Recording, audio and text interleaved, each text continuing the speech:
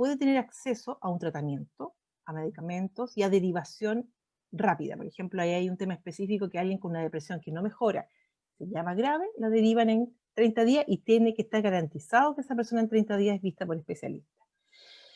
Ahí hay un tema que en Chile me llama la atención, dice que el 10% de la población podría en el fondo tener un cuadro depresivo en este momento, pero yo creo que ustedes se dan cuenta que esas cifras se quedan bastante cortas con lo que realmente puede estar ocurriendo.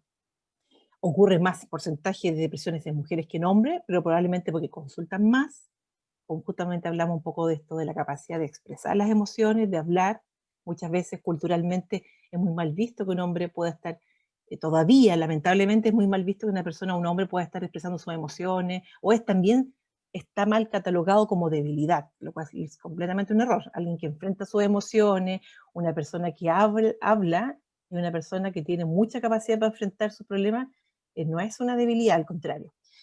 Por lo tanto, el tema del acceso a salud es un tema que yo creo que es una gran crítica que se hace. Muchas veces el estallido social mostró un poco esto de que la gente no era, como dice la frase, no era depresión, eran diferencias sociales, culturales de acceso a la salud y a otros factores que afectan a las personas.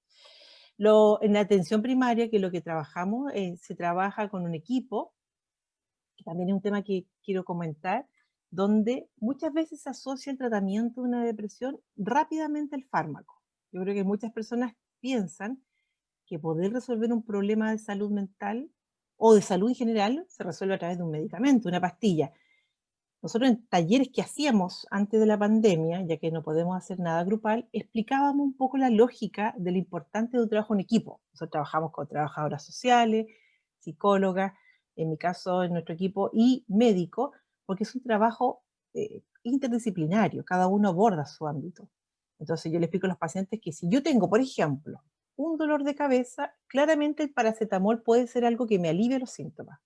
Entonces cada vez que tengo un dolor de cabeza acudo a la pastilla, pero eso es reiterado, lo que implica el daño que implica en nuestro cuerpo el medicamento, pero lo interesante es saber, mejor, que le digo a los pacientes, saber por qué me está causando este dolor de cabeza, por qué aparece este síntoma, cuál es la causa, para que así uno resuelva y nunca más dependa del medicamento. Entonces el equipo de salud mental trabaja de esa manera. Las asistentes sociales trabajan con el ámbito social, familiar, del entorno en que vive la persona, en psicoeducación sobre su enfermedad. Los psicólogos trabajamos, las psicólogas trabajamos en el entorno del ámbito emocional, de la historia, de biografía, de técnica en el ámbito emocional, de estrategias de enfrentar sus dificultades. Y los médicos, no únicamente el tema de confirmar el GES, sino también y tampoco la pastilla, también de ver el aspecto biológico de una persona. Es decir, es un trabajo integral, ¿ya?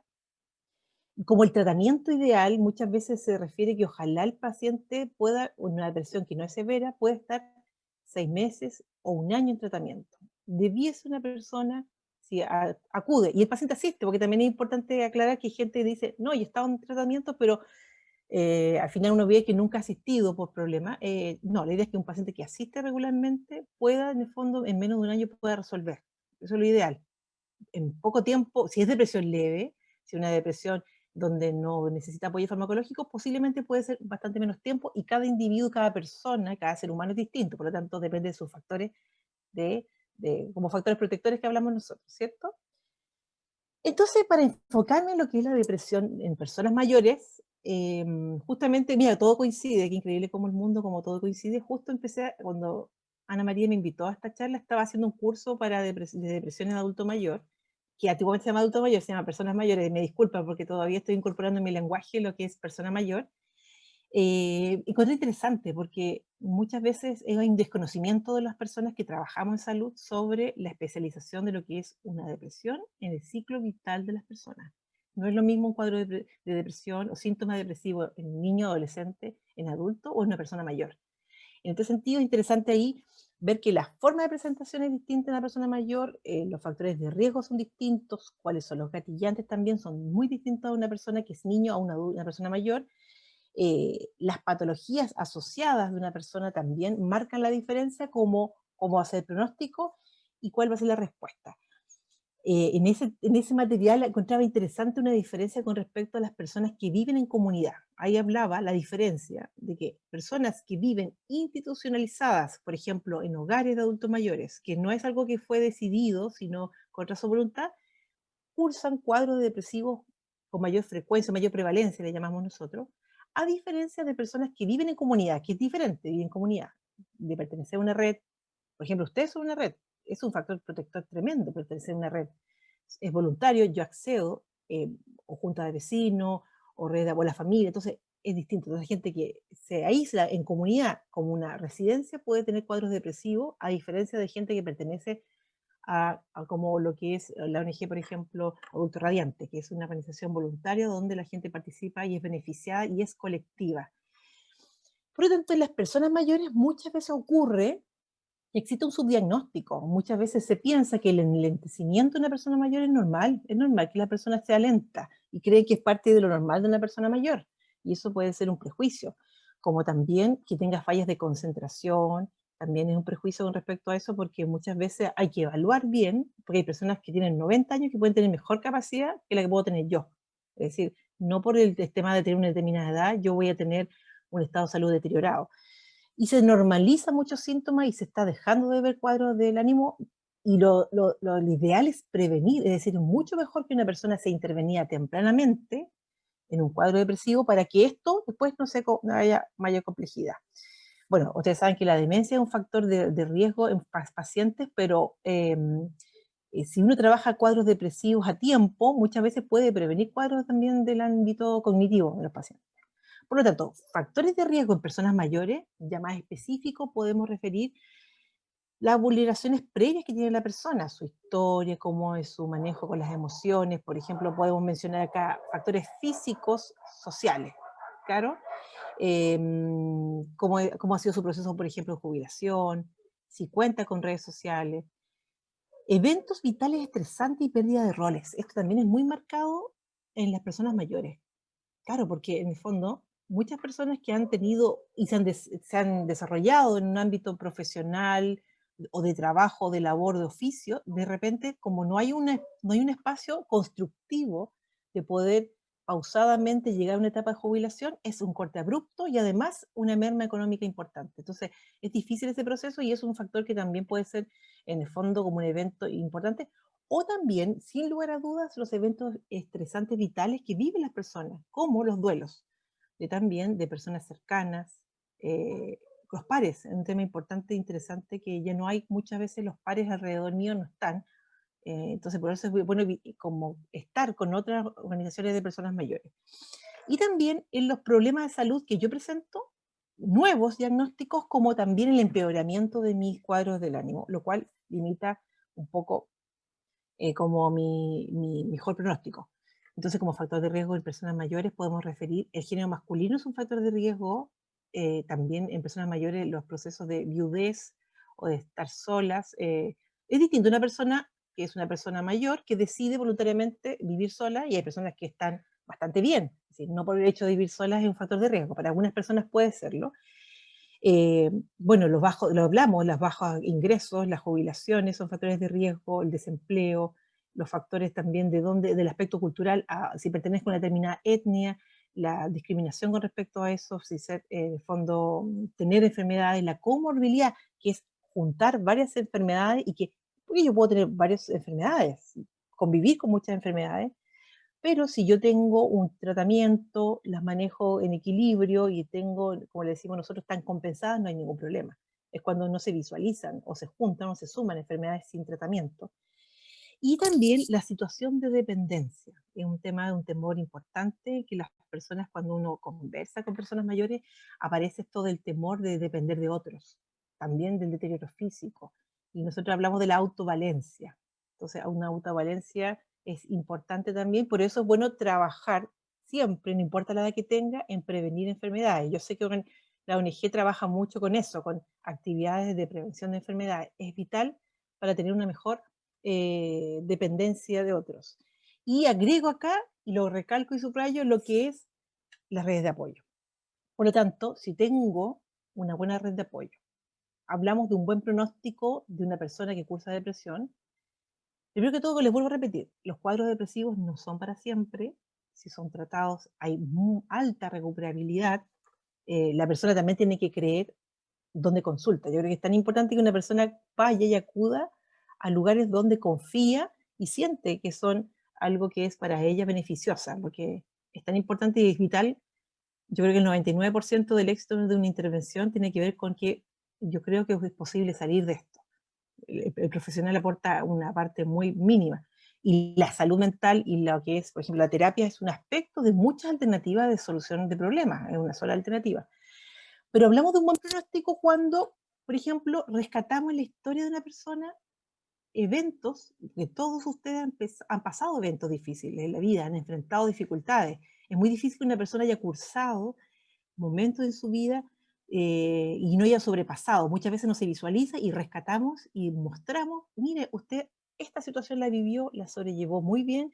Entonces, hay factores en que la persona tiene y rescatamos. Cuando uno está con un episodio depresivo, muchas veces no miramos esos aspectos positivos, ¿cierto?, de la historia. Rescatamos eso. La capacidad de expresar las emociones es un factor protector, también es un factor que nosotros tratamos de trabajar y dar un espacio de confianza para que la persona pueda expresar sus emociones. El que se incorpore después de una jubilación, por ejemplo, a un trabajo o un espacio colectivo de actividades también es vital. Hay gente que sigue trabajando, como también hay gente que se incorpora a sus redes de apoyo, da un buen pronóstico. Obviamente la gente que está participando en actividades como comunitarias, de comunidades, tiene una tremenda prevención de caer en cuadros del ánimo. Claramente también vamos a hablar del buen soporte, aquí le dicen buen soporte social percibido. Qué interesante eso del percibido, porque hay gente que puede estar llena alrededor de personas, pero siente que igual está sola. Entonces a eso se refiere como sentir de que realmente la red que tengo es efectiva para mí, cuento con esa red, a eso se refiere. Y también lo que es muy hermoso es el sentido de espiritualidad. Todas las terapias, en términos de psicología, hablan de la incorporación de la espiritualidad como un factor predominante en una mejoría de una persona. Y la espiritualidad no la hablo en términos de religión específicamente. La espiritualidad es un trabajo con el alma, del gesto que se hace al iniciar la actividad de hoy día de tocar nuestra mano en el corazón es espiritual, es conectarse con el alma. Por lo tanto, es un factor hermoso de incorporar siempre en cualquier tipo de intervención. Así que ojo con los cuadros del ánimo en las personas mayores, hay que abordar mucho el acompañamiento de procesos de duelo, por ejemplo, porque el duelo en sí no es una enfermedad ni depresión. También eso uno siempre trabaja con las personas de decir que si yo tengo una pérdida, una separación, jubilación o pérdidas de persona, de vida, es un duelo, no necesariamente es una depresión, es normal porque soy ser humano y siento, ¿cierto? Y hay que darle espacio y canalización del espacio de expresar mis emociones. La prevención de cuadros de demencia también es importante, que la persona tenga actividad. Gimnasia cerebral le llaman muchas veces a la incorporación de cómo activar nuestra mente, nuestro cerebro y la parte cognitiva. Y la red de apoyo comunidad, hay que evaluar a cuál pertenezco. No por pertenecer a una red de apoyo implica que es un factor protector. También hay que ver con qué cuento. A veces la misma red de apoyo puede ser también perjudicial en una persona. Y hay que abrir otras oportunidades, abrir otras puertas. Así que para ir finalizando mi parte de esta invitación, quisiera reflexionar sobre como una amiga me compartió un poco un material de una perspectiva teórica que se llama análisis existencial, que es muy linda porque siento que está muy unida al trabajo que hacen ustedes y lo que hace la ONG del sentido de vida. Muchas veces se plantea que los cuadros depresivos tienen que ver con una pérdida del sentido de vida, porque el pérdida del sentido de vida está vinculado al motivo, al motor para qué vivir, ¿cierto? Cuando nos ocurren eventos de dificultad que nos prueban, muchas veces uno se cuestiona y reflexiona. Y muchas veces aparecen síntomas como la tristeza, y que hablamos que es normal. El acompañamiento de estos procesos es vital, porque si una persona, por ejemplo, se aleja de lo que es valioso, de lo que es significativo, de relaciones que me, como que me hacen crecer y acompañar, las personas se retraen y de alguna manera se sienten un poco más lejanas y se enfrían emocionalmente, lo cual hace que se retraigan. Entonces, eso es un factor de riesgo. Por lo tanto, es importante que hay que cobijar a las personas, hay que acompañar en estos procesos, y la palabra cobijo lo encontré muy lindo porque tiene que ver con calor, con otorgar calor en el acompañamiento de un momento difícil, porque los momentos difíciles, de alguna manera, lo hemos vivido todo. Es decir, no solamente la vida es placer, es alegría, la vida también está acompañada con procesos difíciles, de sufrimiento, de pérdida, de dolor. Lo interesante es cómo vivirlo acompañado. porque el acompañamiento hace que una persona puede crecer más como persona, enriquecerse más como persona al pasar por un proceso de dolor también. Pero esta sociedad va como en contra de eso, se dan cuenta que la sociedad no permite que podamos tener tiempo. Y hay una frase increíble cuando dicen, es que no tengo tiempo para estar deprimido. ¿Se dan cuenta? Como que el ritmo veloz que vivimos en esta sociedad hace que la gente no se dé tiempo para estar consigo mismo, para parar. Inclusive yo lo hablo con los pacientes y uno mismo reflexiona qué le pasa a la vida de uno también. Así parece que estamos viviendo una sociedad, estamos inmersos en el tiempo, en la rapidez, en la inmediatez, en el éxito. Y eso parece que no va así, la vida no puede ir por ese camino. Entonces, si seguimos una vida así, en el fondo, si reiteradamente no encuentro el valor de la vida y esto se prolonga en el tiempo, esa falta de valor, esa falta de sentido puede llevar a que una persona pueda vivir un cuadro depresivo. Es decir, eh, la idea es como tener un compromiso con el mundo. Si yo tengo un compromiso con mi mundo interior, un compromiso con los otros, con los pares, se arma un sentido de vida. Y ese sentido de vida puede ir cambiando. Toda persona, no importa la edad, siempre es posible hacer un cambio.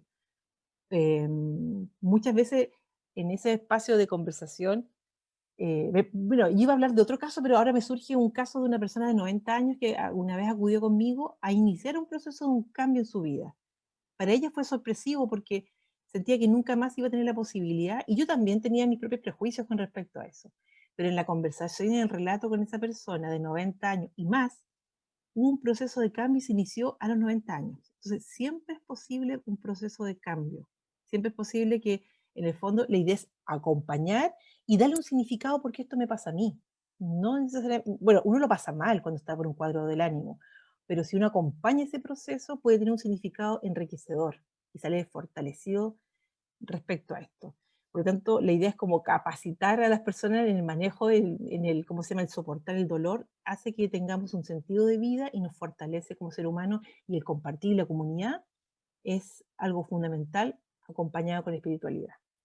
Así que dejo ahora a mi compañera, quizá el espacio de preguntas lo podemos dejar al final, pero agradecer esta invitación y solamente decir que muchas veces el sentido es una hoja de ruta que nos marca para las dificultades de la vida. Entonces, la idea es que se sientan acompañados con el ámbito de la salud mental u otros caminos también posibles de ayuda. Así que gracias, Satnam. Satnam, muchas gracias, Pasita. Ana María, ¿puedes activar tu micrófono? Claro. Ya. ¿Escucho? Satnam.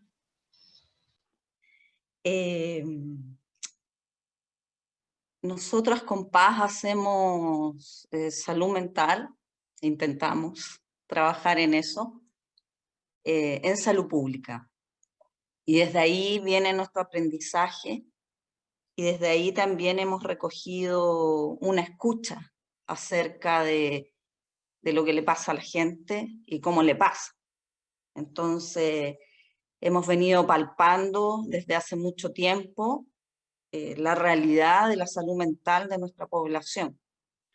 Y es una realidad estremecedora a ratos, ¿sí? Y que tenía un antes y que tiene un momento actual también, que es el de la pandemia, que viene a agudizar todo lo anterior.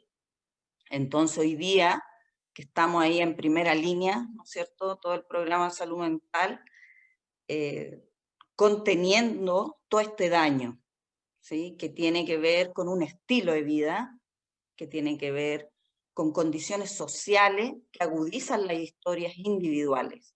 Más allá de que toda historia es distinta, las condiciones sociales chilenas han hecho un tipo de ser humano altamente dañado y estresado en los sectores populares, por supuesto. Entonces, de ahí vienen nuestros aprendizajes y bueno, y desde ahí también viene todo el enriquecimiento que tenemos como personas. En lo personal, Paz guía todo este programa y desde ahí también hemos aprendido una de la otra y de todo nuestro equipo que está compuesto, como decía Paz, doctores, psicólogas, en fin, asistentes sociales, trabajadoras sociales, porque no le gusta que le digan, asistente social. Así es que, bueno, y ahí hemos construido una amistad también, y entonces somos parte de esta organización ONG, Adulto Radiante, a cual le damos las gracias por darnos este espacio de escucha, y vamos a intentar hacer un aporte, ya Paz hizo, ¿no es cierto?, abrió este gran tema, y que vamos a quedar cortas, porque el tema da para mucho, y podemos ir haciendo de cada subtema un gran conversatorio también. En lo personal, lo que yo escojo para comprender lo que vamos a entender por depresión o por el estado más bien emocional de las personas, ¿sí? Este malestar emocional de las personas que se traduce en síntomas y algunos le llaman enfermedad, yo lo escojo identificar desde un enfoque, ¿sí? Que es el enfoque que me identifica. ¿Y qué es la psicología corporal? No es casualidad que haya estudiado también para ser profesora de yoga, ¿sí?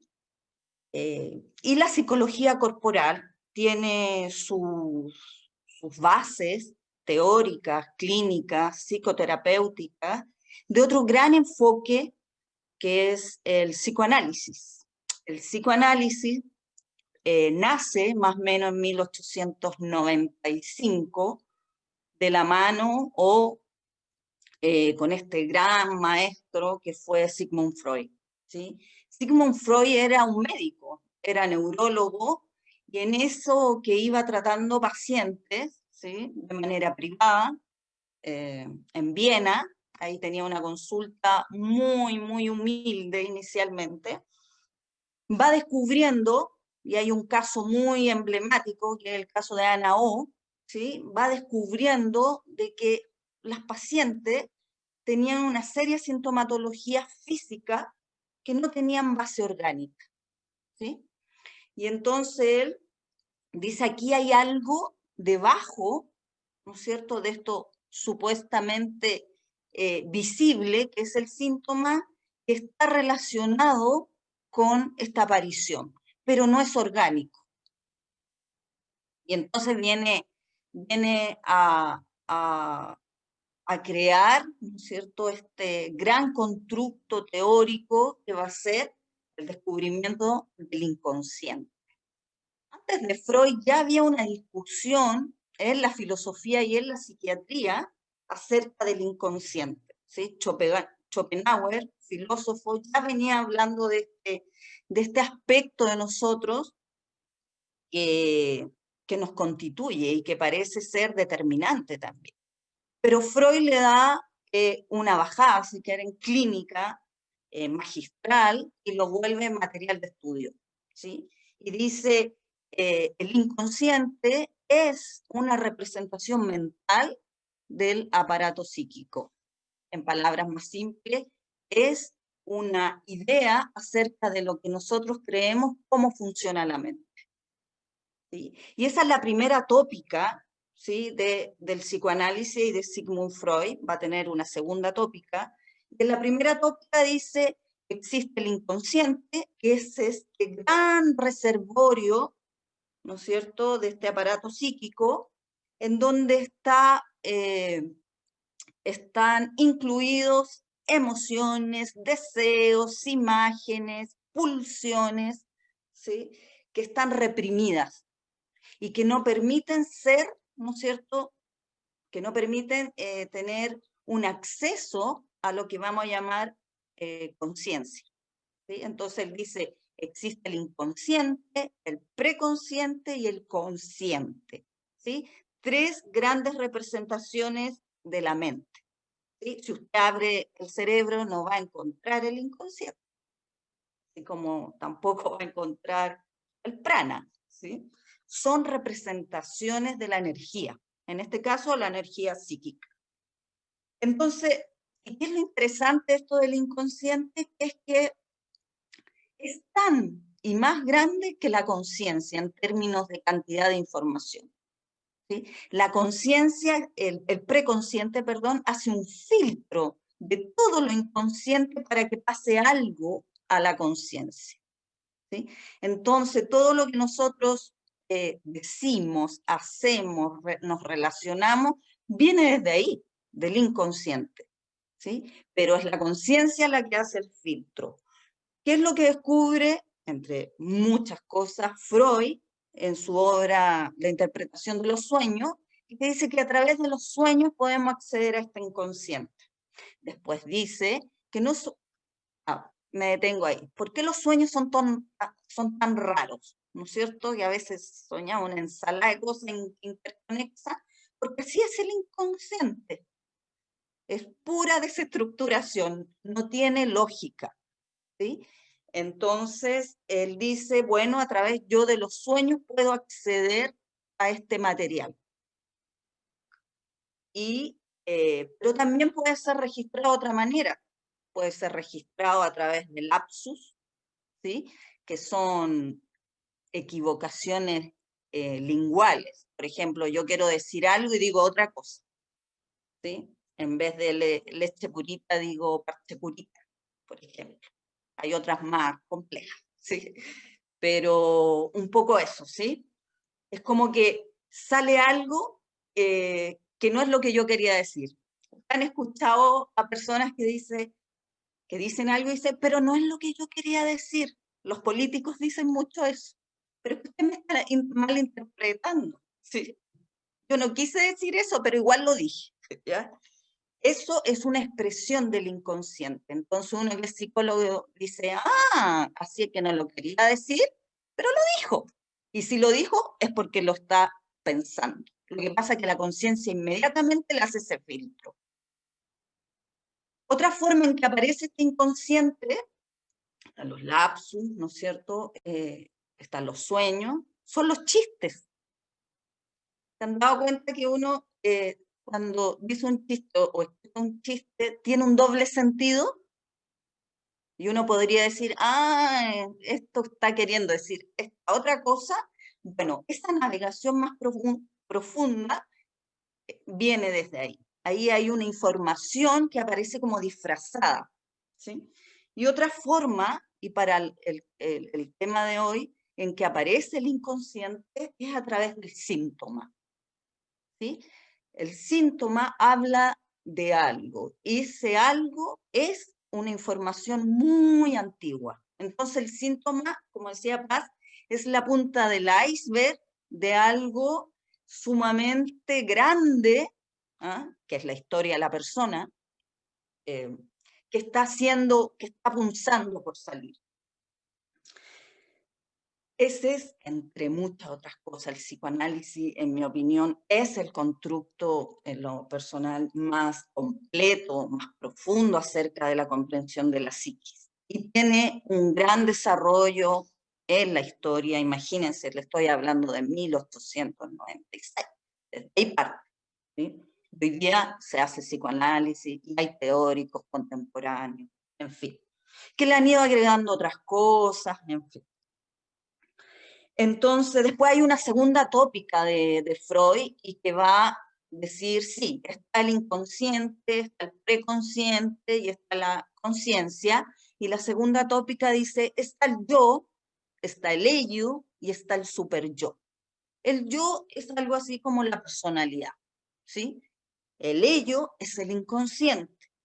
Y el superyo es como la internalización de la ley, en este caso de los padres, del deber ser, ¿sí? No hagas eso. Cuando tú vas, no sé, a un supermercado y te dan ganas y veas algo maravilloso, y dices, no, pero no lo puedo tomar, esa es una ley que tú tienes adentro, ¿sí? Es el super yo, es un super yo más institucional, es el Estado dentro, es un gran super yo, ¿sí? Entonces cuando nosotros vemos a alguien muy estructurado, que no se sale de la forma, en fin, decimos, oh, y tiene un super yo muy grande esa persona, ¿ya? Y alguien que está como más relacionado con el placer, decimos, tiene harto ello, ¿sí? Bueno, esa es la base teórica de dónde parte la psicología corporal. ¿Y quién va a trazar todo lo que hoy día se conoce por psicología corporal? es un discípulo de Sigmund Freud y que se llamaba Wilhelm Reich. Wilhelm Reich es un personaje, ¿sí? Lo personal, desde que lo descubrí, no lo he terminado de leer hasta hoy. Apasionante porque a los 20 años ya daba seminario, ¿sí? Freud, tenían un círculo ahí de grandes pensadores que le llamaron el Círculo de Viena, todos psicoanalistas, ¿sí? Y Wilhelm Reich a los 20 años ya, ¿no es cierto? Freud lo incluye en el Círculo de Viena, lo invita y comienza a dar seminarios. Pero como que se va lentamente en una línea que el círculo comienza a sospechar porque empieza a hablar de mucha sexualidad. Y no la sexualidad que lo vamos a entender como el coito, ¿sí? La sexualidad es el conflicto que tiene el ser humano en los primeros años de infancia, que va a determinar su carácter y su personalidad. Ahí tendríamos que hablar de mucho psicoanálisis para comprender por qué esto es un conflicto, ¿sí? Pero básicamente porque el ser humano es gobernado por un principio, que es el principio del placer, ¿sí? Y esa, que es una pulsión quiere decir que es un empuje hacia afuera para obtener algo que dé respuesta a esta demanda que es de placer, ¿sí? Entonces, Wilhelm Reich dice, comienza a destacar, ¿no es cierto?, en estas exposiciones, pero comienza a desarrollar mucho más esta idea y dice, sí, pareciera que la sexualidad o esta energía libidinal, ¿sí?, que es constitutiva del ser humano, desde que nacemos tenemos una energía sexual, y que, insisto, no es la sexualidad social coito, sino esta energía sexual que da vida a todo, ¿sí? Lo que pasa es que después la sublimamos, ¿sí?, entre otras cosas. El yoga le va a decir que eso es prana, con todas sus diferencias, ¿sí? Entonces, esta energía está también interferida por supuesto, por la familia, los padres, que comienzan tempranamente a restringir la exploración sexual del niño, ¿sí? El primer contacto sexual del bebé con su madre es la succión del pecho materno. ¿Por qué es sexual? Porque es energía, ¿sí? Y el niño a través de la succión siente algo. Ustedes reconocen la cara de una guagua recién amamantada, roja, de placer, llena, ¿no es cierto? Y algunos felices, ¿sí? Eso da cuenta de que lo que ahí ocurrió, ¿sí?, fue un acto totalmente placentero. Versus una guagua o un bebé que no tiene ese pecho, ¿no es cierto? No tiene esa vivencia y tiene un biberón, por ejemplo. Puede sentir, sí, pero es muy distinto a cuando la madre acuna, porque no solo en la lactancia se da la leche, se da afecto. Ya vamos a hablar un poquito de eso. Bueno, Wilhelm Reich termina definitivamente expulsado de este círculo de Viena, porque se puso muy puntudo, ¿sí? Pero sobre todo porque difiere en algo que en esta pulsión de vida, venían, ¿no es cierto?, todos consensuando, los psicoanalistas, dice, pero Freud inventa esto de la pulsión de muerte, ¿sí? Y al inventar o crear la pulsión de muerte, Freud dice, dice Wilhelm Reich, está siendo derrotado, ¿no?, porque el ser humano tiende al placer y la sexualidad es placer. Y si no existe eso, es porque hay alguien que la reprime. Esa que la reprime es la familia, pero sobre todo es un sistema. Y él dice, hay neurosis, la neurosis explicado como esta malestar emocional, hay neurosis porque hay capitalismo. Y entonces ahí se diferencia con Freud y dice, bueno, yo voy a hacer lo mío, y el Círculo de Viena le dice, Shaolin. Wilhelm Reich dice que lo que le ocurre aquí ahí uno se da cuenta de las bases psicoanalíticas iniciales de Wilhelm Reich, que este inconsciente no es solamente psíquico, este inconsciente también es corporal. Es más, el inconsciente es corporal. Hay una frase muy linda psicoanalítica que dice, primero es el cuerpo, luego deviene la psiquis. Entonces el primer enraizamiento de la psiquis es el cuerpo. Entonces vamos a encontrar en el cuerpo inconsciente también. Entonces él dice, está la psiquis y está el cuerpo, que son dos cosas distintas, no son homologables, pero son parte de una unidad. Y él le llamó la identidad funcional. ¿Por qué? Porque corren paralelamente. Es decir, vamos a pensar en un conflicto emocional, va a tener un sustrato muscular, energético. ¿Por qué? Porque la emoción recorre todo el cuerpo, no está acá, recorre todo el cuerpo, incluso nuestros tejidos. ¿Sí?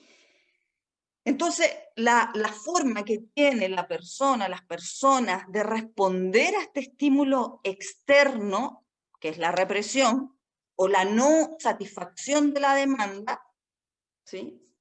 De amor, de alimento, en fin, va a tener el yo, ¿no es cierto?, o el carácter, va a armar una defensa.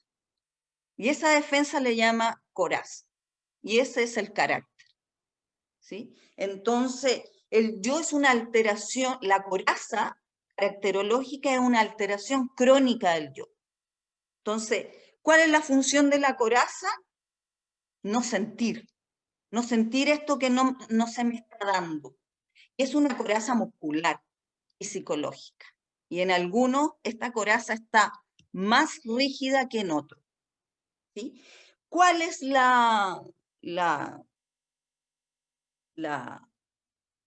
cómo va a afectar esta coraza caracterológica a la integridad de las personas? Va a alterar inmediatamente su respiración. ¿Sí? Y ahí ya entramos en terrenos que vamos a ir lentamente, ustedes se van a ir dando cuenta cómo la psicología corporal tiene mucha relación con el yoga. ¿Sí? La psicología corporal es occidente, el yoga es oriente. ¿Sí? Y entonces, ¿cuál es el músculo que tiene la función de alteración o que se ve alterado? Es el diafragma, que es el que genera la respiración. Entonces el diafragma se va a contraer, se va a volver rígido y va a alterar la respiración, el tono muscular. ¿Sí? En la medida que yo contraigo también, ¿no es cierto?, el músculo. Y entonces eso está asociado al sistema autónomo, y todos estos temas también los trabajamos en yoga. Cómo la contracción obedece a una información que es de peligro. Sistema simpático. ¿Sí? Y cómo cuando ese peligro pasa, ¿no es cierto?, se activa el otro sistema que es el parasimpático, y entonces la respuesta es de relajación. Entonces, contracción, expansión. ¿Sí? Eso lo tenemos en muchos órganos, ese pulso vital. Lo tenemos en el corazón, contracción, expansión. Pum, pum. Los pulmones también lo tienen.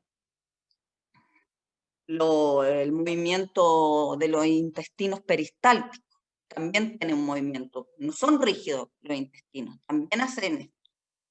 ¿Sí? Entonces, ese pulso vital de contracción y expansión es un pulso biológico.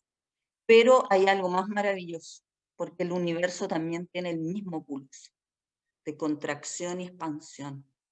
Y ahí nos vamos dando cuenta que pareciera que todos somos uno. ¿Sí? Entonces la coraza es el resultado de un conflicto sexual infantil. ¿Sí? y insisto que sexualidad no es coito, ¿sí? Sino que es toda esta energía inicial que busca, ¿no es cierto?, satisfacción y placer. Busca el pecho materno, ¿no es cierto?, y busca el sentir, ¿sí?, la respuesta en algo. Y dice que hay 3 emociones fundamentales, una de ellas el miedo, otra es la tristeza y la cólera. Esas son las que se van a ver reprimidas. Plantea que esta alteración psicomuscular genera 7 grandes contracciones en nuestro cuerpo, de cabeza a pies, ¿sí? La primera gran contracción es la ocular, los ojos. Luego es la oral, ¿sí? La tercera es cuello, la cuarta es tórax, la quinta es diafragma, la sexta es vientre y la séptima son los genitales. 7 anillos. ¿Por qué anillos? Porque la contracción no es solo aquí, sino es aquí, acá, acá, acá. ¿A qué les suena estos 7 anillos? A los chakras. La diferencia, ¿no es cierto?, es que, como son occidentales, ellos dicen que es de aquí hacia abajo, ocular, ¿no es cierto?, oral, cuello, y la anatomía yogi dice que es de abajo, raíz, ¿no es cierto?, segundo chakra, agua, tercera chakra, fuego, en fin, hasta llegar hasta acá. Entonces, para nosotros, los occidentales, la historia comienza aquí, pero para los orientales comienza abajo. Bueno, Alexander Lowen, que es otro gran teórico médico estadounidense, psicoterapeuta, es uno de los discípulos de Wilhelm Reich. De hecho, fue paciente de Wilhelm Reich. Y él va, por supuesto, va a recoger todo este gran legado de la inicial de la psicología corporal y va a crear una nueva forma de terapia que es la bioenergética, ¿sí? Entonces, Owen y el otro que viene después, que Alexander Boadella, ¿sí? David Boadella, perdón, Owen y Alexander, son los neo-reichianos, ¿sí? Son los que traen, los que van a desarrollar toda la obra de Reich, pero ya en el siglo XX y en el XXI. Entonces, Lowen que dice que el abordaje del conflicto psicológico debe incorporar lo corporal también, no solo psíquico. ¿Y qué es lo que va a estar alterado? Y recoge también todo el legado de Reich, dice, es la respiración. Y para liberar la tensión muscular, que es un conflicto psicológico, dice que lo que hay que estimular es la descarga, ¿sí? O sea, parasimpático.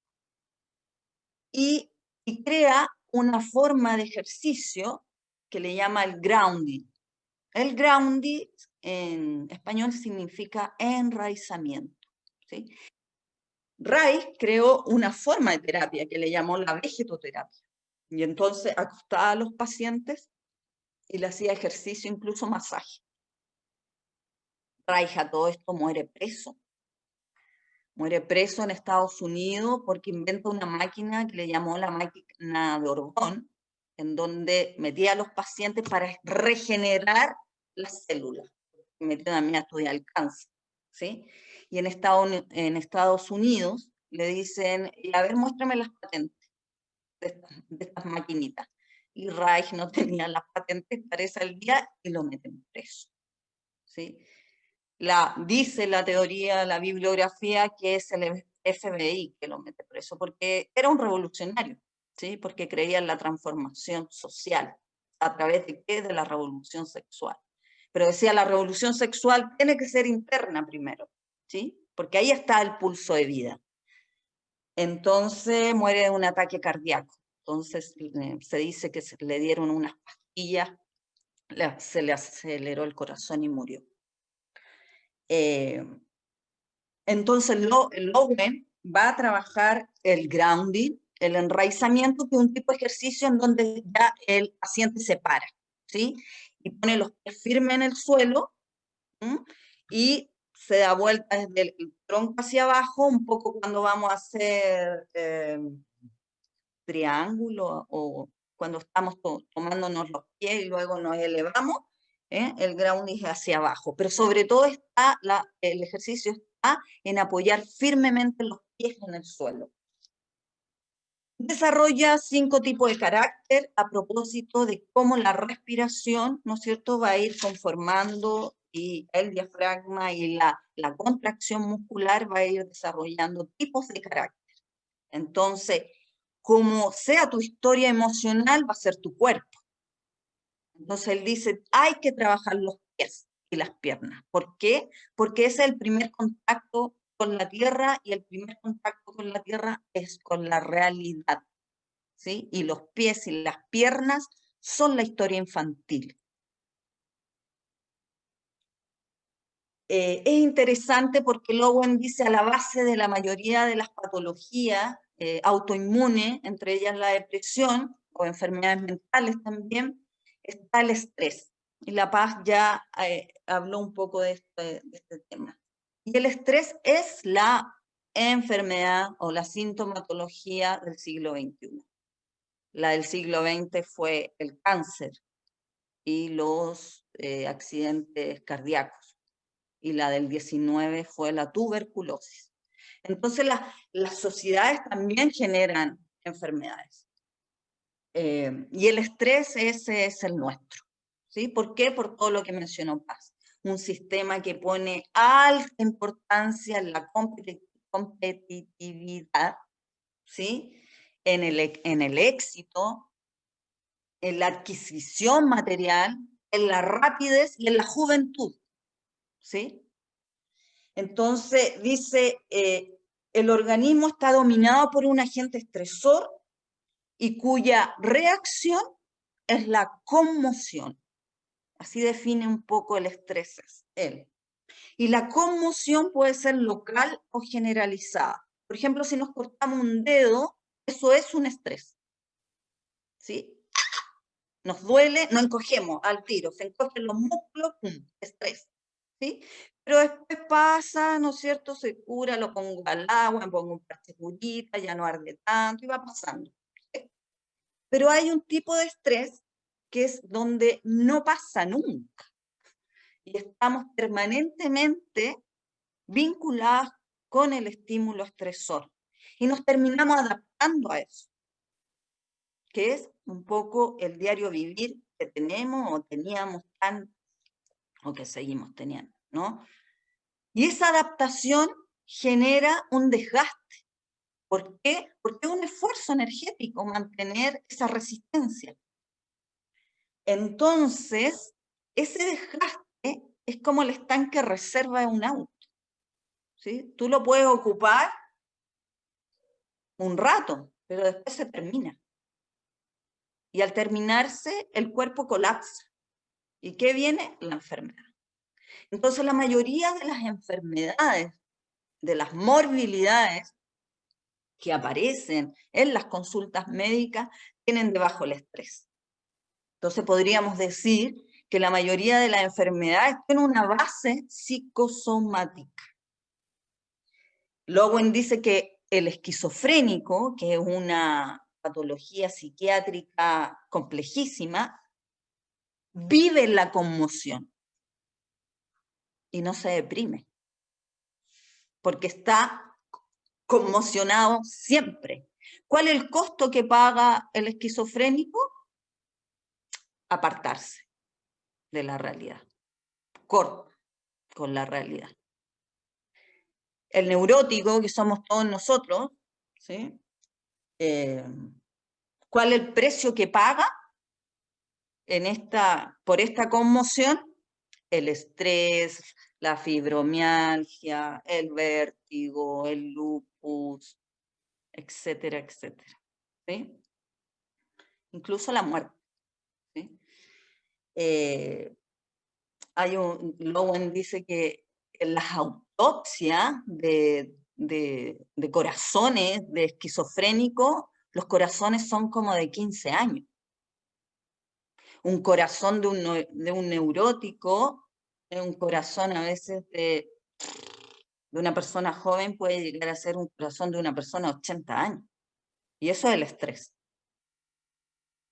Entonces, el estrés es una reacción a la alarma, ¿sí? Y el organismo se adapta, y cuando la resistencia disminuye, el cuerpo y la psiquis sucumben. El estrés va a generar entonces contracción muscular, va a disminuir la capacidad respiratoria y va a generar una tensión permanente. El neurótico respira con el diafragma, ¿sí? Y respira con el tórax, pero en una capacidad disminuida, ¿sí? El esquizofrénico respira con el tórax y nunca conoce el abdomen. La depresión, o el cuadro depresivo, la sintomatología depresiva,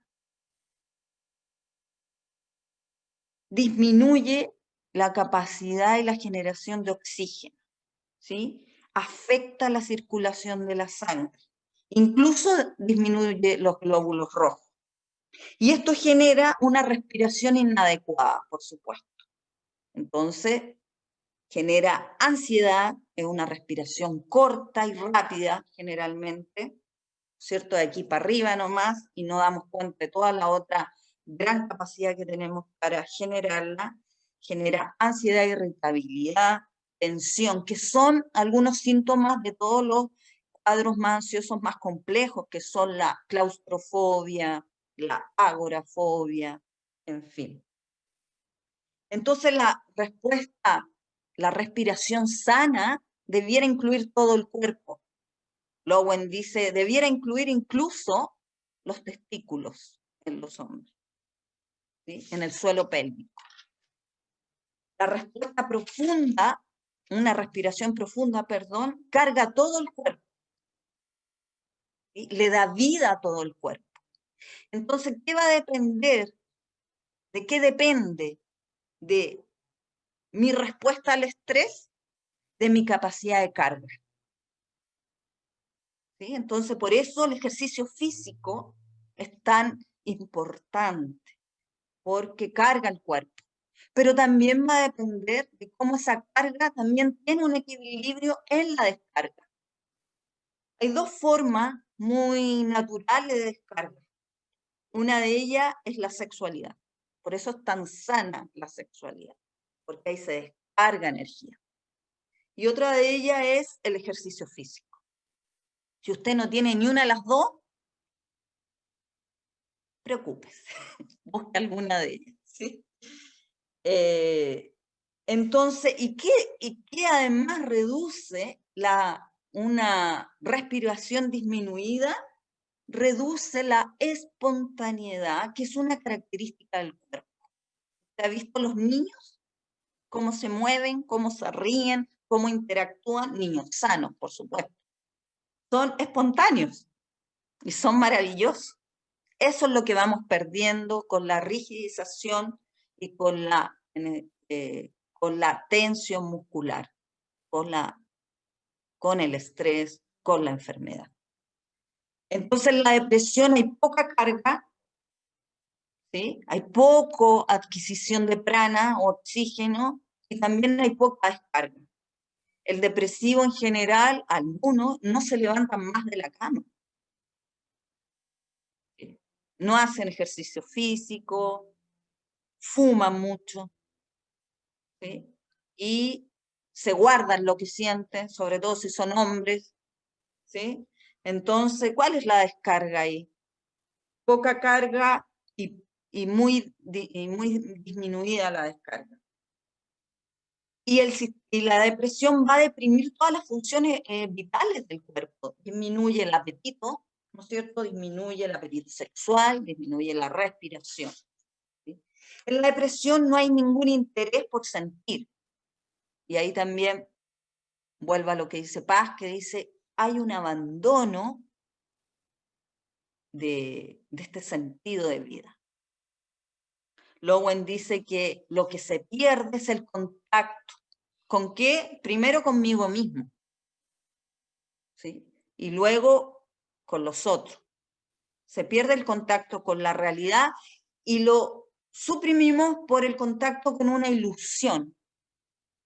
Una ilusión que es una fantasía que nunca llega. Y ese de nunca llegar es lo que deprime también. Tengo un caso, vi a una paciente que llega con una sintomatología ansiosa depresiva muy intensa y uno comienza a indagar ahí. Los psicólogos comenzamos a bucear, ¿no es cierto? Y comienza a indagar de dónde puede venir esto, y uno siempre anda buscando el origen, sin que el paciente sepa. A veces uno le hace una pregunta que tiene que ver con eso, y dicen, ¿y qué tiene que ver eso con lo que yo siento? ¿Sí? Se enoja. ¿Ah? Yo vine a otra cosa y usted me está preguntando otra cosa. ¿Sí? Entonces, ella era parte de 9 hermanos, ella era la única mujer. Y la madre nunca la protegió. Antes los padres tenían muchos hijos y los hijos se iban como criando solos, ¿sí? El más grande cría al más chico, en fin. Pero en este caso no solo no ocurrió eso, sino que al parecer nadie la cuidó, ¿sí? Y fue violada por su padrastro, que era la pareja de su madre. Y su madre nunca le creyó. Esa es otra cosa que ocurre mucho, lamentablemente. Que pareciera que la madre prefiere quedarse con el padre, con la pareja, aunque esté abusando de la hija. Y tuvo un hijo con él. Así son los casos que vemos nosotros. Y tuvo un hijo con el violador. Y por supuesto esa relación ha sido muy conflictiva para ella, ¿sí? Su hijo mayor. Pero ella, cuando esta madre enferma, se la lleva a cuidar. Y la cuida durante 10 años, intentando que en estos 10 años la madre la quisiera. Esta madre nunca la quiso. Es una realidad terrible, pero que la reparación y la sanación de estos casos implica aceptar eso. Duele el alma, pero eso ocurrió. Y entonces ella sigue sufriendo por esta desprotección. Ahí ese cuidado, habían 8 hermanos también que podrían haber cuidado a esta madre, pero ella, la más dañada por esta madre, decide cuidarla. ¿Qué es lo que ocurre ahí? La ilusión de que la quisiera, y nunca ocurrió. Y eso desencadena un cuadro depresivo mayor con todo el daño ya que venía esta persona. Bueno, Lowen, volviendo a Alexander Lowen, él dice que el enraizamiento, ¿sí?, no es una postura nomás, es un proceso interno, físico, psicológico. Entonces es un proceso también de autoconocimiento. ¿Por qué? Porque para enraizarme debo reconocer mi raíz y aceptarla.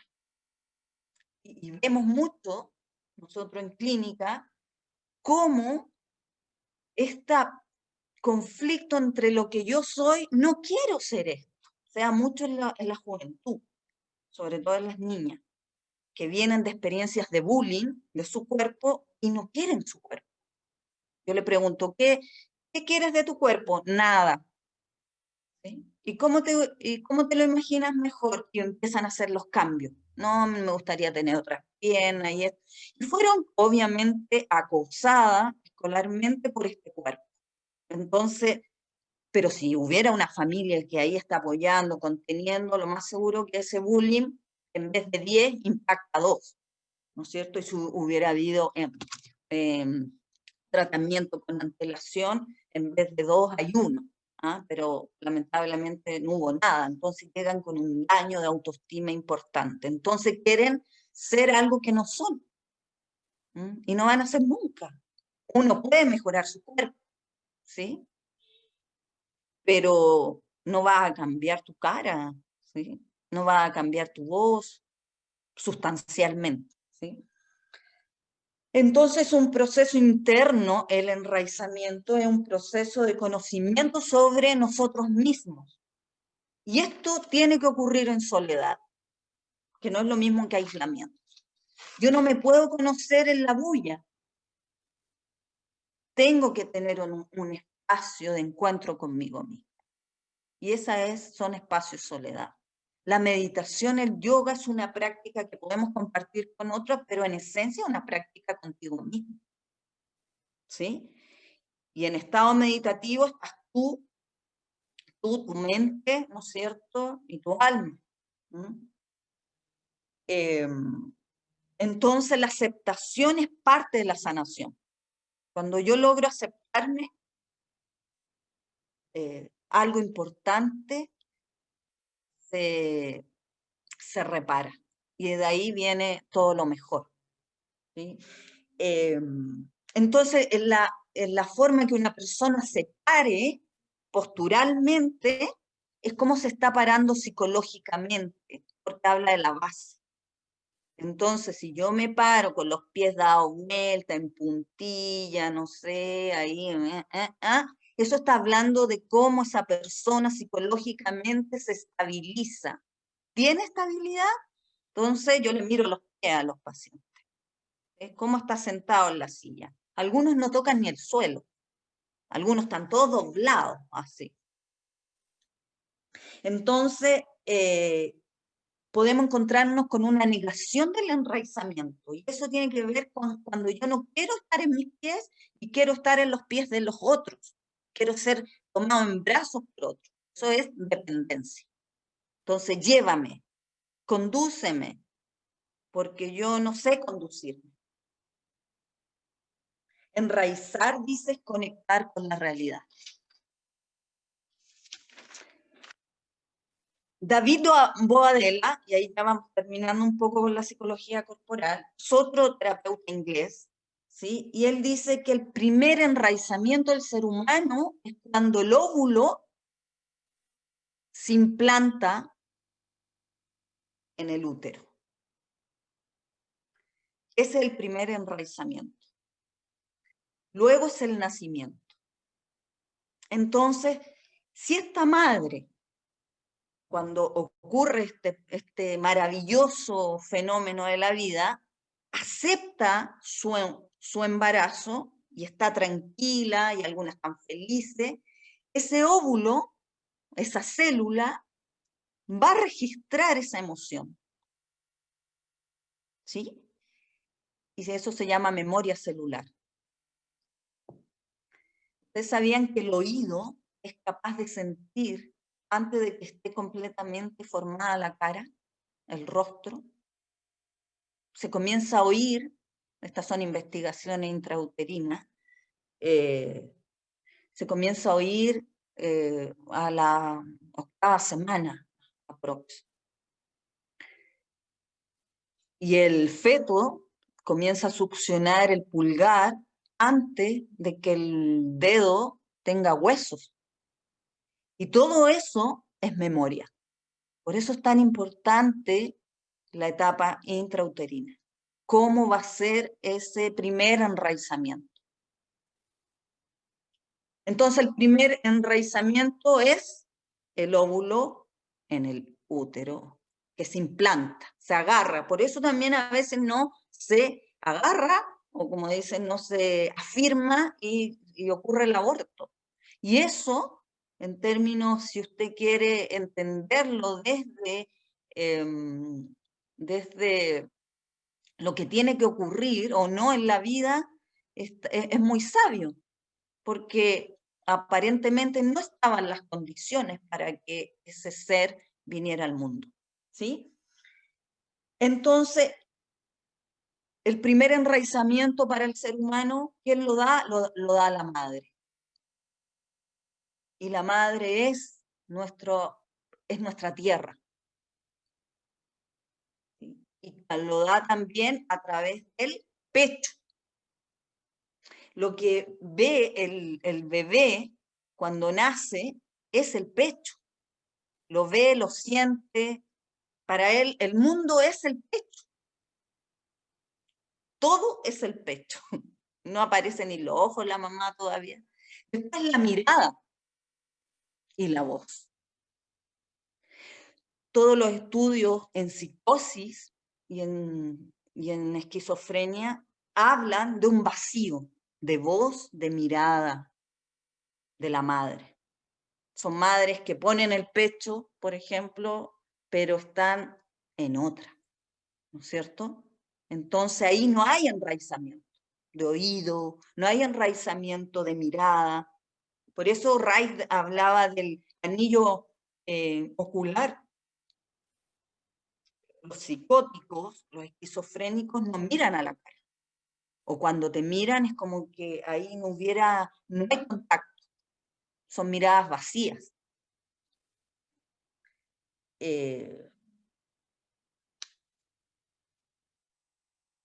Eso, bueno, y está David Boadella, que es el que les hablaba de los enraizamientos, que él habla de las 3 corrientes de vida, ¿sí? El ser humano, dice, tiene 3 corrientes de vida fundamentales, que son enraizamiento, acción, centramiento, lo que se siente, ¿no es cierto? Y el face to face, que le llama los sentidos. Estas 3 corrientes son las que un bebé al nacer las tiene fluidas, que con la vida se van bloqueando. ¿Sí? La acupuntura, por ejemplo, trabaja con esta visión también de las corrientes. El yoga, por supuesto, a través de los nadis. ¿Sí? Cuando se genera el bloqueo de estas corrientes de vida, se genera la enfermedad. Entonces, ¿cómo se organiza la carga energética de una persona? Porque las corrientes son energía, ¿no es cierto? Y cada energía y cada corriente corresponde a una capa embrionaria. Hay 3 capas: la interna, la del medio y la de afuera. Y cada una genera distintas funciones. Por ejemplo, la primera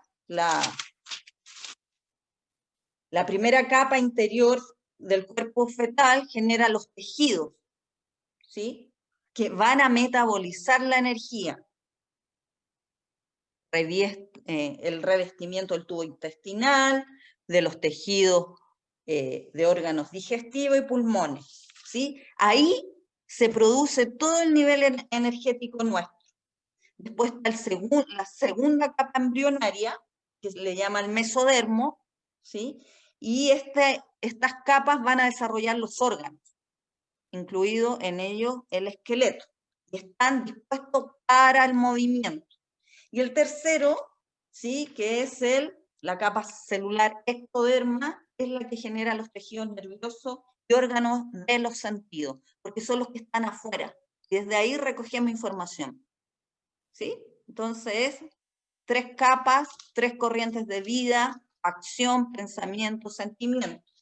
¿Sí? Él dice, y él desarrolla otra forma de terapia que le llamó la biosíntesis, y trabaja en, ¿no es cierto?, en restaurar estas 3 corrientes de vida. El yoga, pasamos al yoga. ¿Qué hace el yoga? Trabaja todo esto y mucho más sin que usted lo sepa. Y en la medida que nos vamos adentrando en esta disciplina maravillosa, ¿no es cierto?, nos vamos dando cuenta de esta gran transformación que vamos sintiendo, ¿cierto? Va a trabajar el enraizamiento.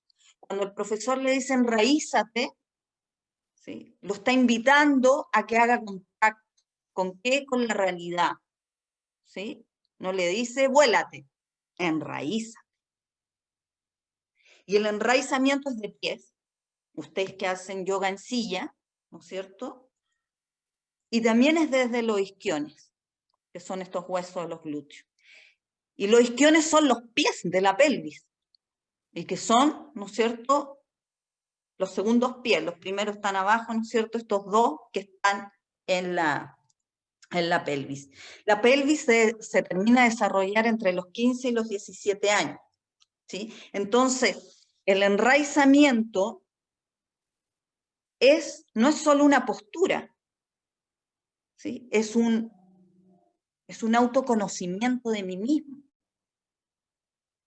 Y ese autoconocimiento no es mi personalidad, es algo mucho más profundo, es tu alma. ¿Sí? Entonces cuando nos deprimimos, nos desenraizamos, nos desconectamos del alma. Y ese en Yoga Kundalini le decimos tu verdadera identidad, tu Satnam. Y tu Satnam, o la verdad soy yo, no es una verdad deprimida, es una verdad hermosa, transformadora, luminosa. Es tu esencia, ¿sí? Que no tiene sexo, no es hombre, mujer, no es psicóloga, no es trabajadora social, no es ingeniero, es una esencia, es tu conciencia también. Entonces, al conectarnos con nuestro pie, con mi Satnam, ¿no es cierto? Conecto con otro punto, que es donde está mi fuerza. Mi fuerza de transformación, mi fuerza de creación, y ese es el punto del ombligo, otro enraizamiento. El Navi, que le llamamos en yoga, ¿sí? Los japoneses le llaman el Hara, el Tanden, los chinos le llaman Tantien.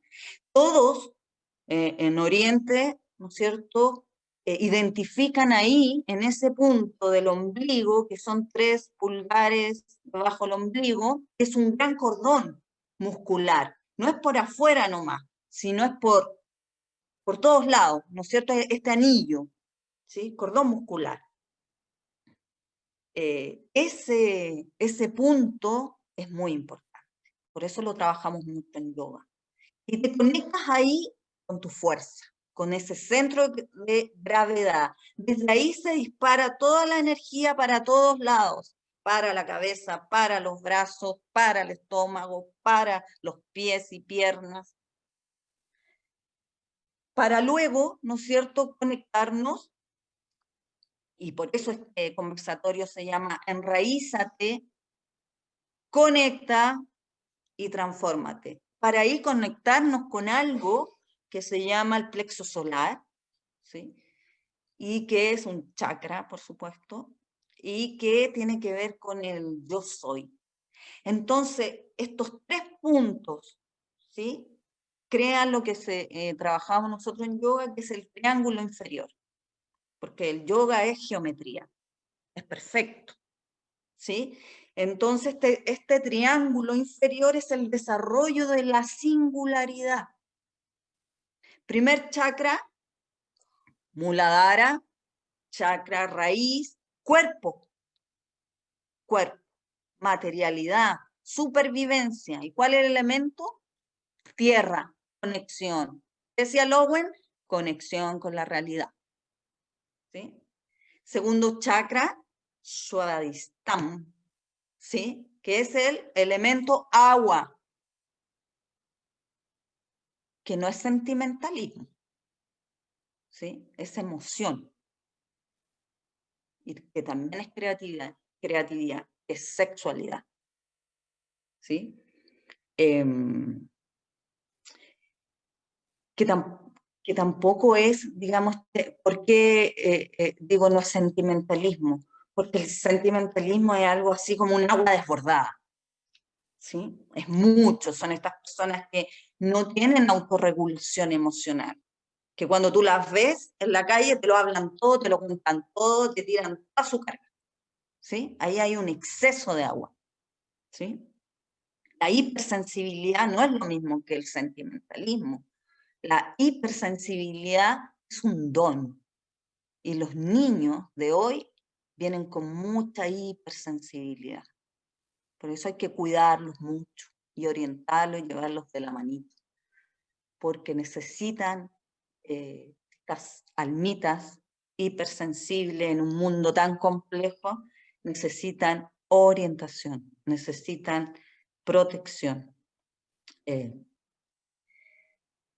Y entonces después nos conectamos con Anahata, cuarto chakra, ¿Cuál es el color de Anahata, el verde? ¿Qué pierde el depresivo? El color verde, que es la esperanza, que es lo que decía Paz. Entonces, yo puedo crear un proyecto que vendría a ser como el resultado del tercer chakra, que es el plexo solar, que es, parece que me salté el tercero. Bueno, el tercero es plexo solar, que es Manipura. Manipura, en sánscrito, significa la ciudad de las joyas. Y ese es el espacio en donde tú realizas lo que deviene del primero, el segundo, ¿no es cierto? Y por eso también se le llama el chakra de la voluntad, de la disciplina, de la realización. Insisto, el conversatorio, conecta, enraízate, conecta, transfórmate. Porque desde Manipura puedo transformar lo que yo quiera. Pero si no estoy enraizado, lo más seguro que ese proyecto que creo con creatividad del segundo chakra puede quedar abandonado. Y hay muchas personas, no sé si conocen, que se meten a estudiar esto, que se meten a estudiar esto, abandonan esta carrera, después se meten. Ahí está hablando de, ¿no es cierto?, de una desregulación, básicamente, del triángulo inferior. Por ahí andamos, parece, ¿no? No quiero pasar a los otros chakras porque eso daría para otra conversa, porque nos interesa fijar estos aspectos energéticos, estos puntos energéticos, con lo que es la singularidad y cómo esta singularidad en el corazón, ¿no es cierto?, va a hacer su máxima expresión en la expansión de todo lo que es, porque la historia tú la puedes sanar, tú la puedes reparar, por más difícil que sea, como decía Paz. Y quien puede sanar eso, obviamente eres tú. ¿Con qué? Con la ayuda, en este caso, de esta joya que nos legaron los maestros, que es el yoga, que es la meditación y que podemos complementar con terapia también. Entonces el yoga viene a hacer también, como es un ejercicio físico, viene a descargar. Y como haces pranayama, también carga y descarga. ¿Sí? Por ejemplo, la diferencia, algunos pacientes me dicen, ¿y puedo hacer zumba? Haga zumba, ¿ah? Porque es descarga, ¿sí? Pero no la va a llevar a un estado interior. Y ese estado interior lo necesitamos para conectar. Eso, Satnam, preguntas.